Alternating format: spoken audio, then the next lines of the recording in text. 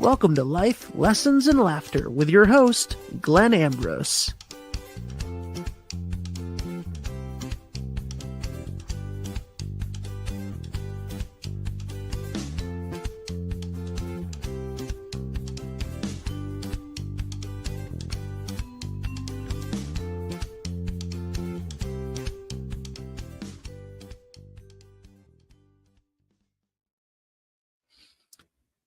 Hey, everybody. Welcome to the show. So today we have a special guest, my neighbor, my co-expatriate, my co-spiritual inhabitant of this mountain.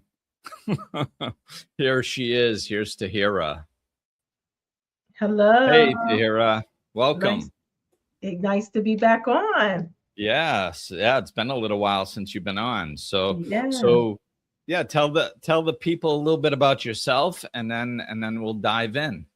Yeah, so hello everyone again. And again, my name's Taheera.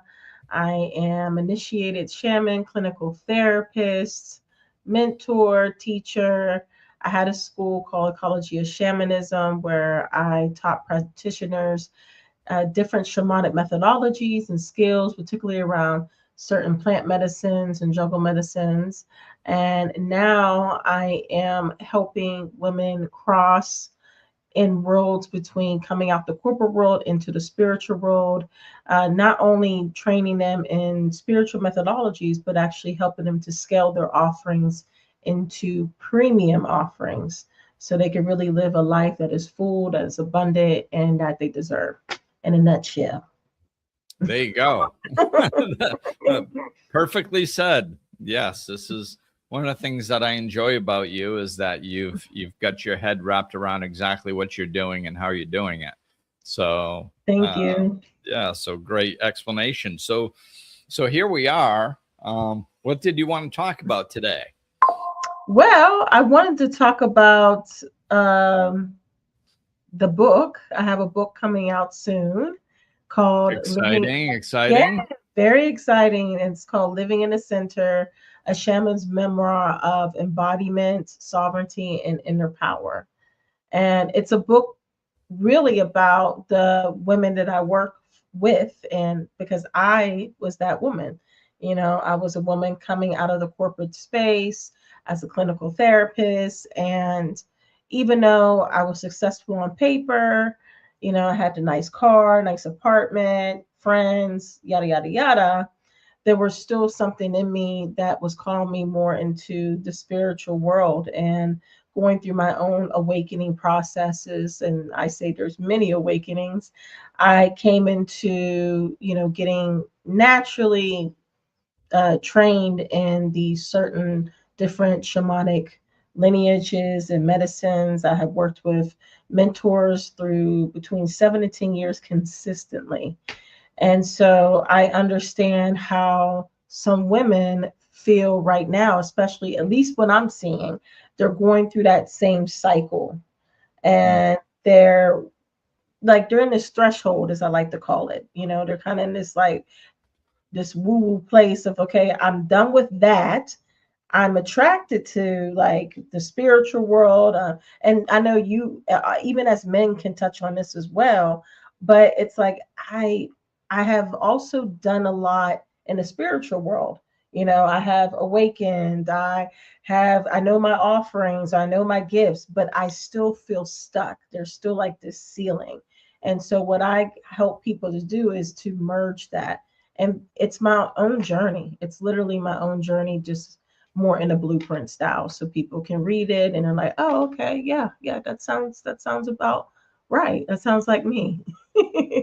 Yeah, that's great. I think that, this is right where we are spiritually, this big shift happening on the planet. And, I mean, what was, I think manifestation was the word of the year for 2024 or 2025 or something. Spirituality has become mainstream to some degree.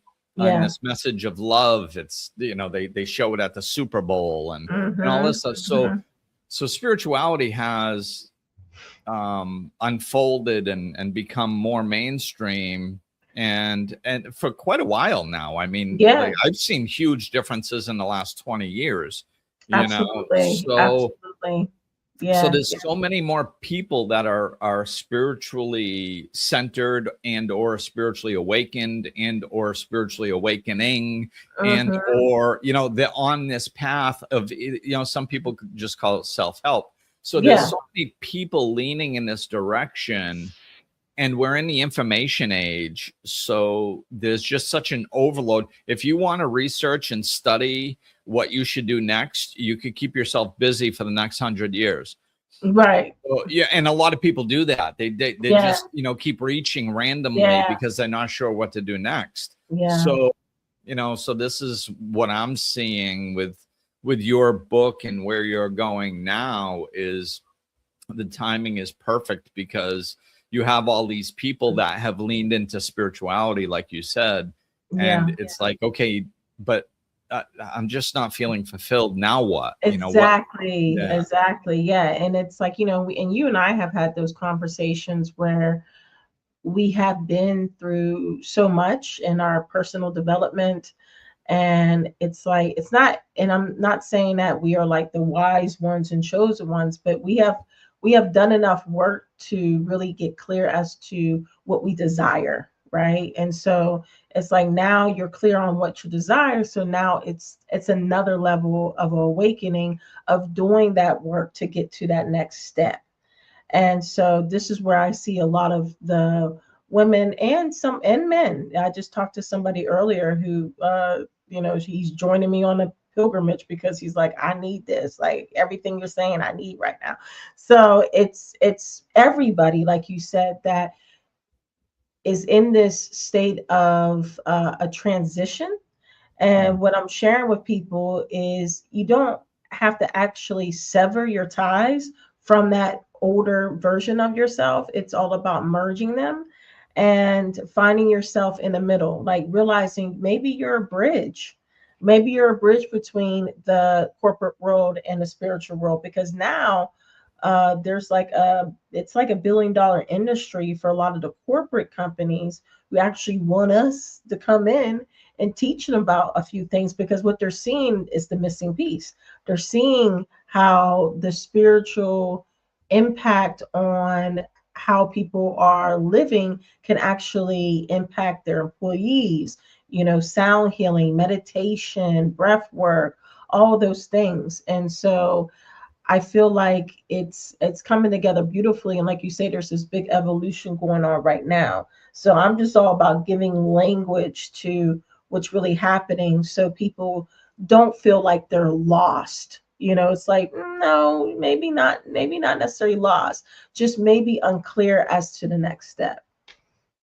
Yeah. And I guess, you know, to your point, there's probably some aspects of what we'll call their previous life, or their previous chapters of their life, you know, that some of it, as you're making this transition, if you see it through a spiritual lens, there's probably aspects of that they can bring in to this next chapter. But there's sure definitely must be parts that they want to leave out that no longer serve them, and they you know, can let go of that.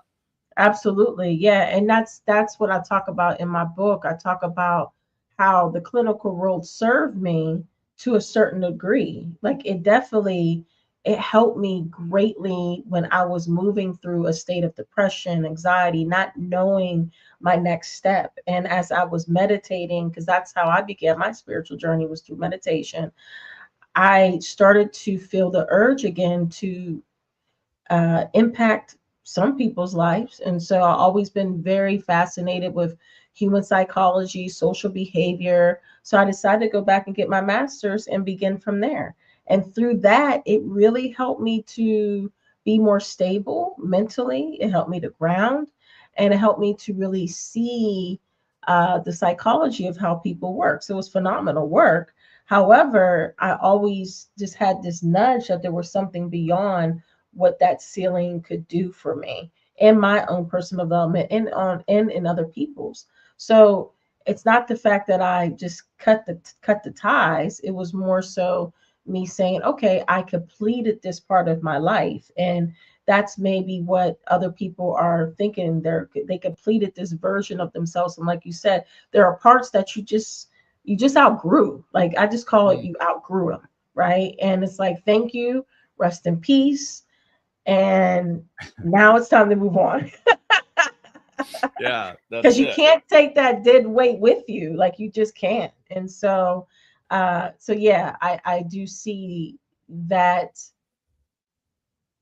people are yearning to feel that center, like, you know, like my book Living from the Center. They're yearning to live from the center of themselves, but they're not knowing exactly the next step, you know. And so it's like, you know, we talked about our desires, we talk about what we want. Those are the next steps. You know, it's like you don't need to go back into a ceremony. You know what I mean? Like you have done the work. Congratulate yourself. Now Yeah. it's time to be the adult and do the things that you said you always wanted to do from a place of wholeness and balance and harmony. And it's not about perfection. You're going to go through your ups and downs because that's just called being human. But the more stabilized you are within that, the more you're able to move in a way where I call it harmony, living in harmony with life, learning to go through the ebbs and flows without attaching yourself to them. Yeah, that's it. That's, you know, it's interesting. What was what was popping up for me was, as you were explaining that, was it's so individualized. You know, there's so many people. Like my father did really well being able to be true to himself but work in the corporate world. Like he found a way to balance that, you know. And I didn't, you know. That's and it's not one way for everybody, you know. Right, Like exactly. so some of the people, you know, if you get into a particular job field, like, you know, like what we're talking about, psychiatry or psychology or something, and it's feeding your soul and it's your purpose, then it's like, stick with it, you know. Yeah. But if you've gone that avenue or other avenues, but, you know, we're talking about this one, like, and you're feeling what you described, like when you described it, if anybody was listening to you, they're going to know if that resonates with them or not, you know. Because, you know, as they're listening to what you're saying, they're either going, I don't know what she's talking about, this doesn't feel like me, I'm fine, this is okay, you know. And those are going to be some people, but the other people are going to be going, oh my God, she just put words to exactly what I'm feeling inside. Yes. How do I find out more about this? And that's, you know, and that's the beauty of the world in which we live, is there's not one right way. It's individualized, and it's about finding your way.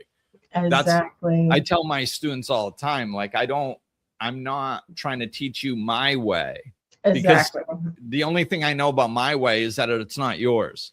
So eventually you're going to be like, oh, whoops, wait a minute, I've been living Glenn's life instead of my own. So it's about teaching the students to, you know, be true to themselves and live their path and embrace the differences and stuff. So you know, I know that you're right in line with that. Absolutely. Yeah. I mean, that's just part of living a authentic, sovereign life. And I feel like after you have crossed the threshold and have gone through what you felt was your deepest work, it is about bracing that authenticity. You know, a lot of times when, even for myself, going through many initiations, you know, becoming a shaman with my mentor, I would get to these psychological traps, as I call them, and I would look at him and say, well, he's functioning like this, I should be functioning like that. You know, I would compare myself. And I had to stop doing that because, like you said, I had to realize I am my own person. You know, yes, he's great. Yes, I respect him, but I also respect myself and how I show up. And so sometimes I feel in the spiritual world, we could get caught up in what we think spirituality should look like, when really spiritual, right? When really spirituality should just be living your own truths and living in your authenticity. That is true spirituality. And when I really surrendered to that, I got more honest with my next steps, because I realized my next steps wasn't his. My next steps was mine, right? And Right. so that is all about, like you said, there, when you come into that understanding of everything is individualized. And that's the beautiful thing about this world, because we can all learn from each other. And I have learned greatly from my teachers. I mean, I'm so thankful for them. And one of the things they didn't do was they did not, like you mentioned with your students, they didn't interfere. They just came in and they said, hey, I'm just a mayor. You're choosing for me to be your mayor. And that's it. Yeah. Right. And that's exactly how I teach others too. It's like, you're choosing me. There's a encounter that's taking place here. I'm choosing you, you're choosing me. So let's see where this goes. And you Right. get what you need out of it and you move forward. And I'm learning too, as I am also in the space of being a teacher, mentor, whatever you want to call me. So yeah, we all are walking each other home, as Ram Dass famously said. Yes. Yes. Yeah, Exactly. yeah. Yeah. I think that's such an important part. It's not. I guess it kind of differentiates some of the traditional education from the spiritual education, because the traditional education is going like, well, this is the box, this is how it's done, Mm-hmm. and you have to do that, do it this way, and then you'll do it right. Right. Whereas spiritually, where we're going, we can take all that information, but we have to integrate it in our own way through our own channel. And what's beautiful about that is that the world gets so many wonderful variations Mm, yeah. of teachers, Yeah. so that the right students can find them. And then like a big thing in business they've been talking about for whatever, but 50 years is a niche. Find your Mm-hmm. niche. Mm-hmm. And it's like, Mm-hmm. well, like there's no better way to find your niche than being authentically yourself, because that is your Exactly. niche. That is. Like, That is. Yeah. I yeah. love that. I absolutely love that. I totally agree with that. And you know what's funny about when you say niche, when I think about some of the students I mentor, they can't stand that word. It's like they can't stand it because if they feel like it's restricting them. And so what they do is they offer their offerings to everybody, but yet, nobody's signing up because you're unclear as to who you're offering it to, which means, like you said, going back to just being yourself, it goes back to maybe you're still working on yourself. Maybe the reason why you're resisting that word is because that makes you get more clear as to who you are. Like who are you? And Right. so that's like a slap in the face for people who just want to oh la la la and be in the la la land. It's like, nah, like you should know who you're speaking to and who you're talking to. Right. And it's also an aspect of lack sometimes, Yes, yeah, that's a because good then they're point. like, well, no, I have to offer it to everybody Yeah, because yeah, it's a yeah. numbers game and I'm only going to get 10%. So I have to offer it to more people. Hmm. And it's like, well, no, not necessarily. Not if you find your audience. Yeah, exactly, exactly. Yeah, I love how you broken that down, and it's really, what I've really been sharing with my students is learning how to be a businesswoman and a spiritual practitioner at the same time, because that's how you're going to generate the income that you desire. And it's just like a allergic reaction when I Mm. start talking about business to spiritual folks, like the people who've been who've been in, they just been in the rounds for a really long time, But at the same time, they're financially struggling. At the same time, they can't do the things that they desire to do because you don't have the finances to do it, And it's like, okay, that's also a spiritual journey as well, like getting your finances in order is also a spiritual awakening. And they're like, what? I'm like, yeah, that is, because that's psychological bondage. I was like, Right. if you can't move the way you desire to move, there's something that's trapping you. That's a limited belief. So you're not free, bruh. you know Exactly. you Yeah. can spiritual bypass all you want, but and I mean, I had to look at that at myself too, which is why I transitioned over to a more structured business. Like my whole business has completely changed because I realized I was functioning like that. Yes, I was generating a lot of income and so forth, but at the same time, I was still functioning from lack. I was still functioning from this kind of unstructured way of really what it takes to be a businesswoman. And I realized I actually love being a businesswoman. I enjoy it. I love structure.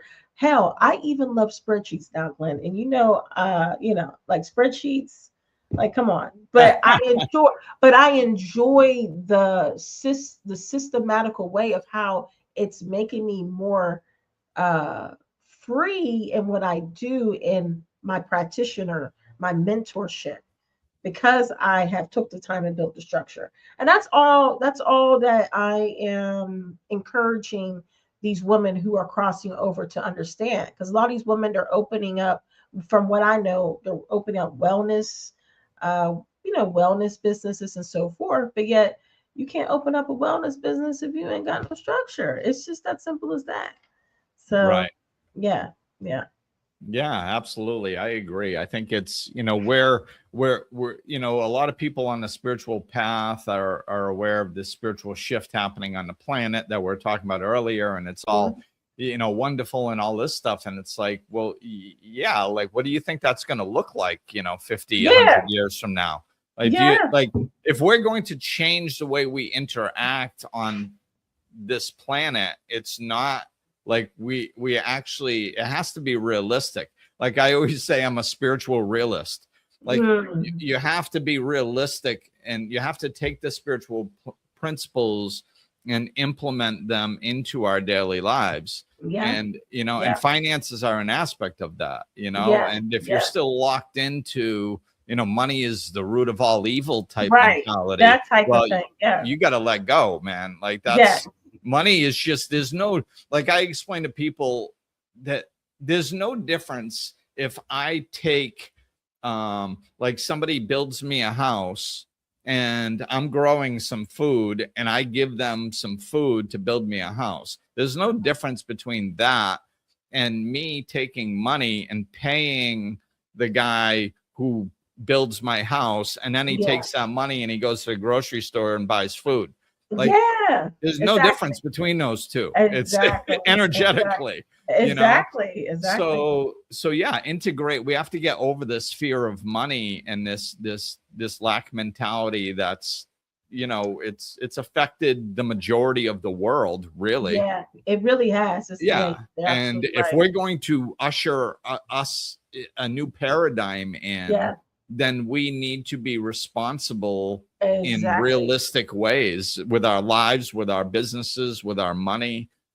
That's how That we word. accomplish things. Yeah, that word responsibility. And that's what I feel like um, is happening with people not wanting to take their finances and hold themselves accountable, because it's like it's just a responsibility there. There is a grounding there, like you said, spiritual realist. It's like you have to get real. You have to see what's really going on and how you're functioning, how you're flowing with the responsibilities of life, with the responsibilities of how you live your life, those questions. So okay, yeah, you got all the existential questions out the way. Now it's time to get into like the earthly, like your book. It's all about getting down to earth, like really owning your position as a human being here. And like you said, if we are going to change which I do feel confident in the change. It will take, it's going to take, I say hundreds of years, but I feel like we're at the beginning of that change, is understanding that, when people talk about new age and golden era, it's like that's a mentality, that's a consciousness. Like, you got to embrace that consciousness before you can actually dive in, Aquarius energy. And yeah, that's all consciousness. So that conscious state gets you to take the action you need to in order to create a new world.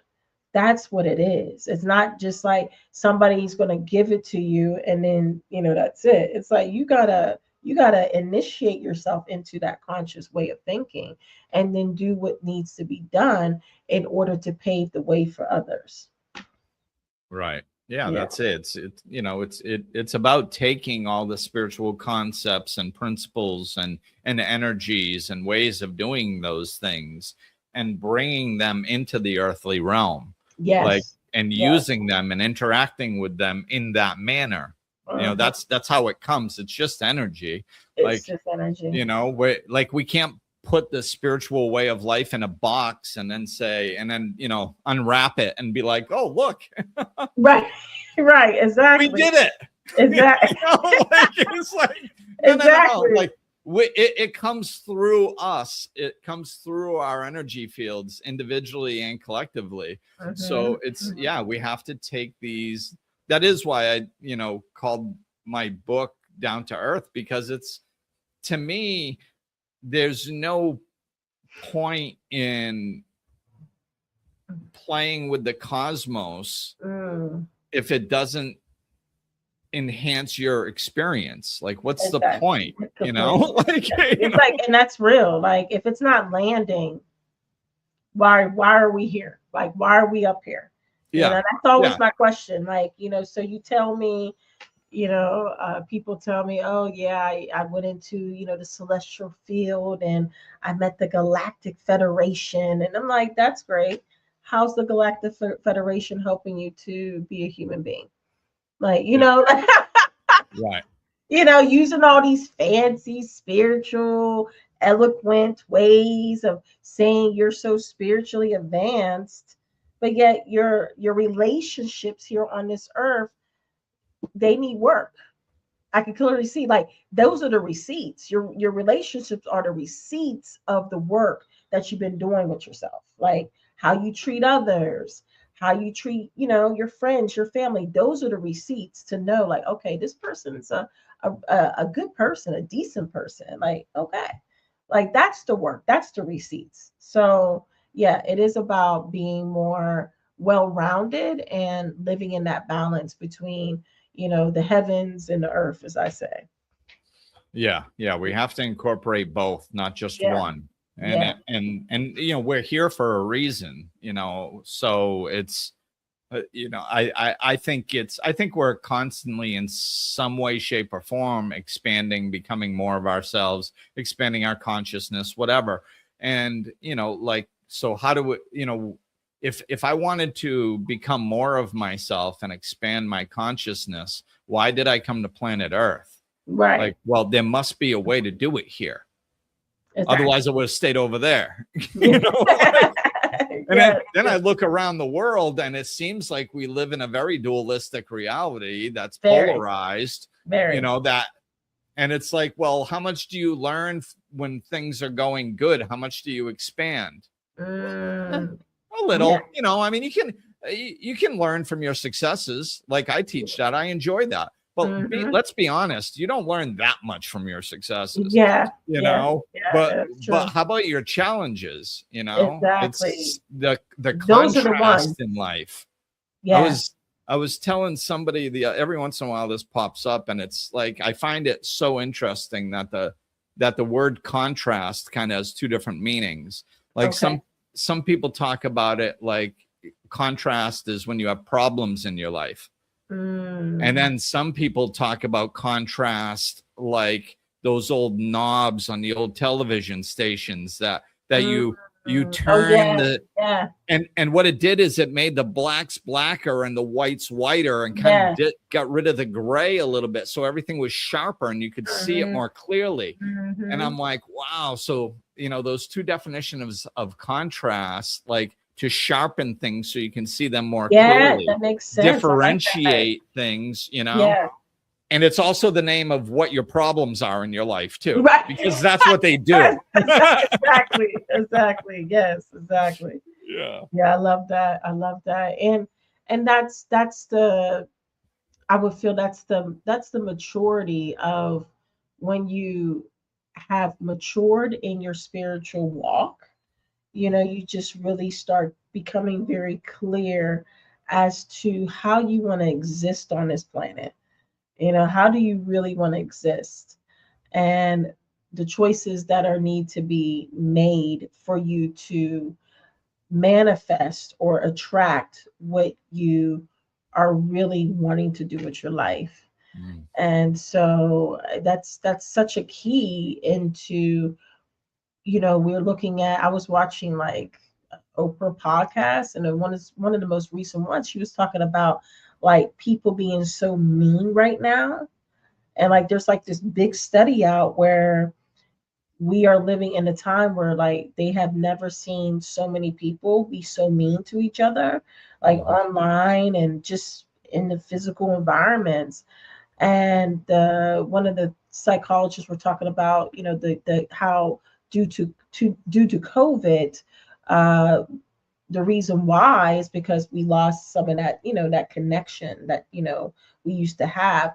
And I was also thinking about how, because a lot of people don't know who they are and they don't know their purpose, and they're not clear as to really what they want to do. So they see somebody else who's actually living and thriving, at least that's what it looks like on social media, and they automatically just plug in a negative comment.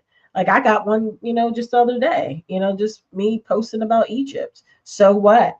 I'm like, okay.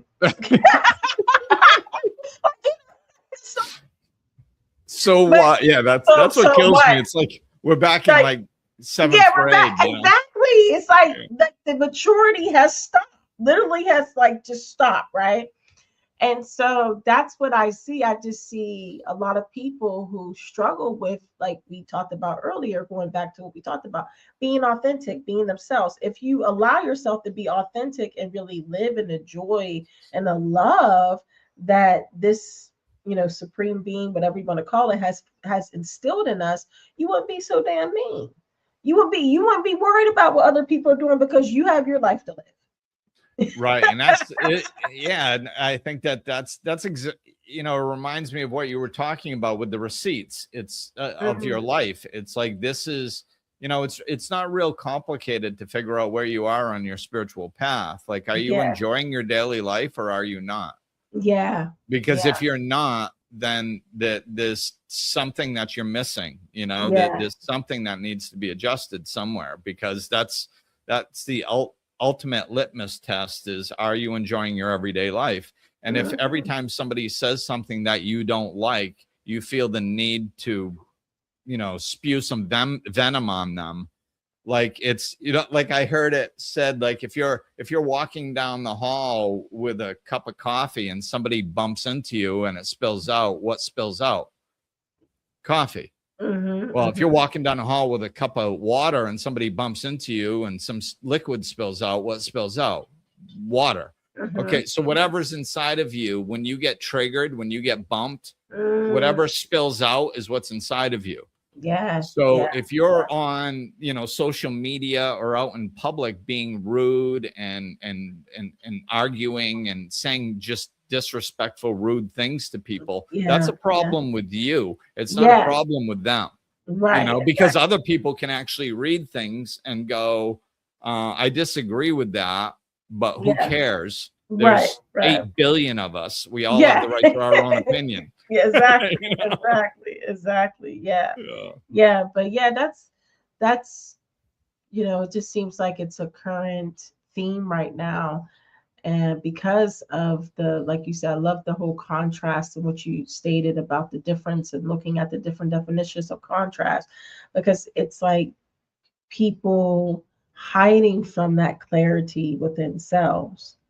And so instead of going deeper, they lash out or they wait for the government to save them or somebody or something to save them. And it keeps them in that victim state constantly. And part of the, one of the things that I talk about in my book is like living from the center is learning that you are not a victim to this life. You are actually the co-creator of this life. And so when you allow yourself to begin to understand that, you move differently in the world. Like it lifts that veil up, and you're like, wow, everything that I speak about, talk about, uh, function from, I am attracting, all the time. So you become more mindful. Mm-hmm. And so there's nothing to be mad about anymore. Like, what are we mad about? Because really it's about, like you said, it goes back to you. It goes back to what's missing in your life or their life or and so forth and so forth. And if you do get upset, it's okay. It's okay. But just take a look at it, but don't be lashing out on somebody just because they walk in and they're saying hello. Yeah.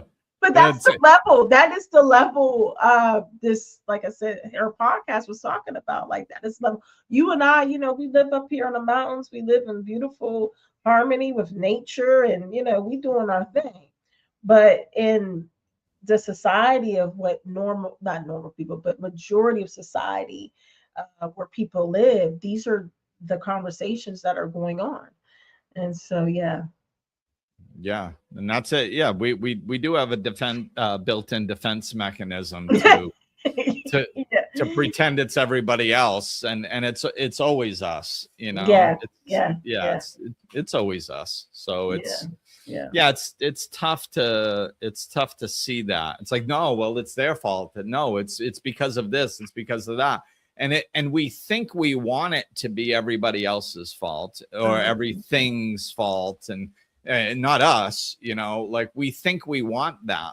But really, if we got what we wanted, we would be screwed, because we can't fix everybody else. We can't fix it if it's if it's the if the government is the thing that isn't making us happy, or other people or external circumstances. If it actually was the fault of all those things, like, we'd be hosed because we can't control any of those things. We can't. So once you get over that initial, if whatever's going on in my life is my responsibility. Once you get over that initial hump, then all of a sudden, no, does it feel good? No, it doesn't. Yeah, it does. It feels like sandpaper on an open wound sometimes. Right. That's wow. Yeah. But it does give you control over your own existence and your own energy and your own experiences. So like, as unpleasant as it can be sometimes, we have to get over that hump, because at the end of the day, we really want it to be our responsibility. Yes. Because then we can fix it. Yes. If it was everything else's responsibility, we wouldn't be able to fix it. So. Yeah, absolutely. And that goes into that word, sovereignty that, I always talk about. And it's really about honoring. There's a term in Hermeticism where it says all is self. And so that means you, like you said, we're not able to control the external, but we can control the internal. We can control how we let those external factors impact us psychologically, somatically, emotionally, financially. That is the sovereign self. That is that part of you that just knows, like it knows better. So it's like, if you know better, do better. Right. And then if you keep doing better, eventually you will be better. Yes, exactly. Yeah. Yes. Yeah, that's it. Yeah, it's the being who we wish to become. I like that. Yeah, the becoming. Yeah, absolutely. And that's why I always encourage people to get clear as to what that becoming looks like for themselves. Don't compare your becoming to anybody else's. Don't get online. Don't go talk to your friend. Don't sit with yourself and get clear as to what I call it divine desires. And so they are desires coming from a space from divinity, from divine expression. That's why you keep on seeing them.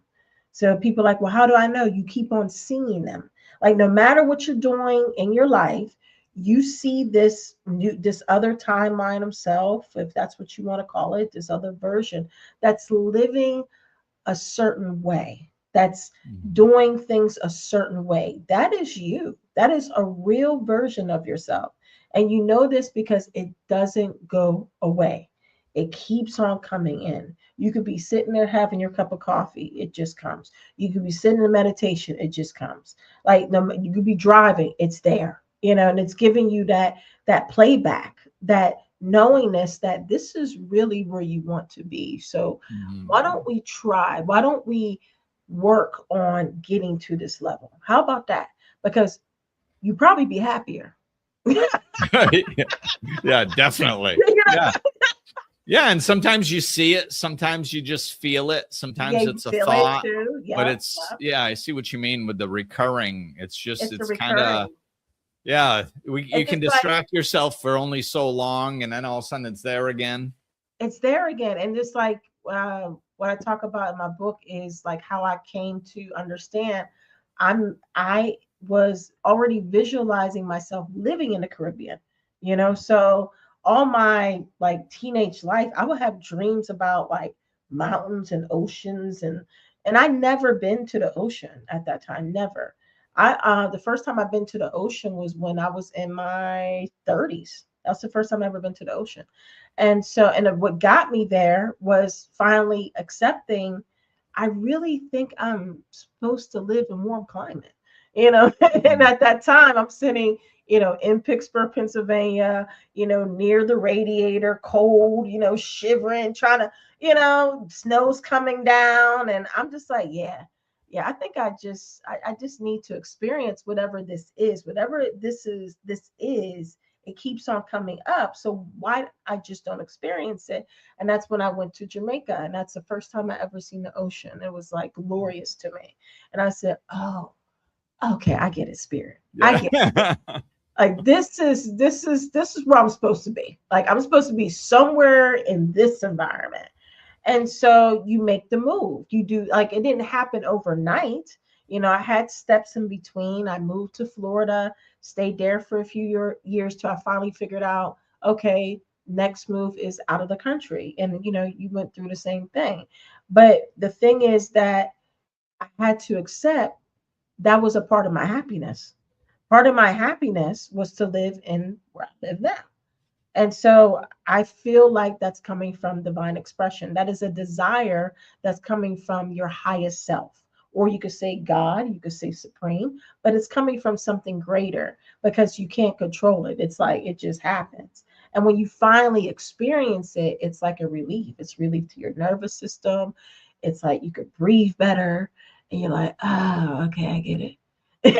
Yeah. And it's like, I want more of that. So what's the next one? Right. And so you build your life off of that centerpiece of self.